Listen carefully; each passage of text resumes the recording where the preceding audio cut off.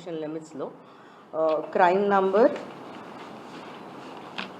101/26 under section 331 clause 4 305 ABNS ఈ case register అయింది. ఇందులో కంప్లైనెంట్ వాళ్ళు ఊరు వెళ్ళారు, 10 days లేరు, 28th నుండి 10th వరకు లేరు.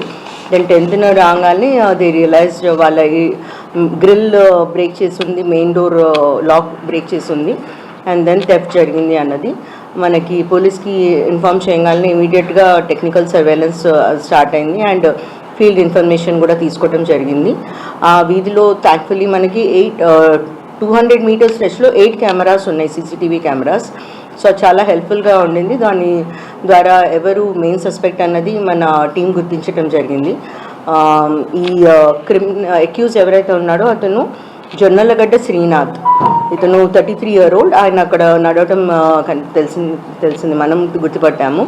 దెన్ టీమ్స్ ఫామ్ చేసి అతన్ని తీసుకురావడం జరిగింది, అప్రిహెండ్ చేయడం జరిగింది. సో మెయిన్గా మన recovery is 161 grams of gold. మొత్తం గోల్డ్ మనకి ఇంటాక్ట్గా రికవరీ అయింది కేసులో.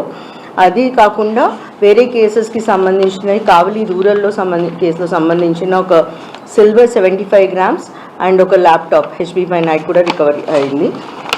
ఈ క్రిమినల్ ఎవరైతే ఉన్నారో జొన్నలగడ్డ శ్రీకాంత్, ఇతను చెన్నై, తమిళనాడు అండ్ హుబ్లీ, కర్ణాటక, దెన్ తెలంగాణలో Ibrahimpatnam police stations, then Rajahmundry, Amalapuram and Ongole, ఈ అన్ని ప్లేసెస్లోనూ ఇతని మీద కేసెస్ రిజిస్టర్ ఉన్నాయి. మొత్తం 33 కేసెస్ రిజిస్టర్ అయి ఉన్నాయి.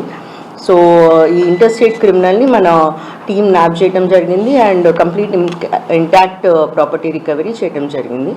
So congratulations to the Vedayapalem team and under the supervision of మన ASP మేడం మంచిగా వెంటనే డిటెక్ట్ చేయడం జరిగింది అండ్ CCS టీం కూడా ఇందులో యాక్టివ్గా పార్టిసిపేట్ చేయడం జరిగింది. Thank you. ఇది కాకుండా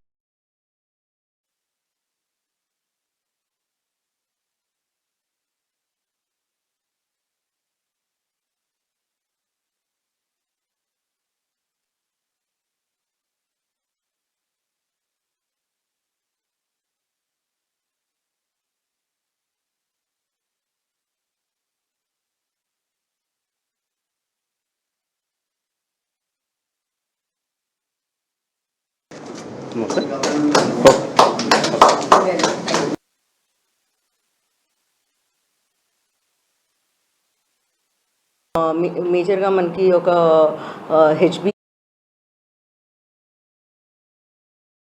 మరెన్నో వీడియోల కోసం మా ఛానల్ ని సబ్స్క్రైబ్ చేసుకుని పక్కనే ఉన్న బెల్ ఐకాన్ ని క్లిక్ చేసి యాక్టివేట్ చేసుకోండి.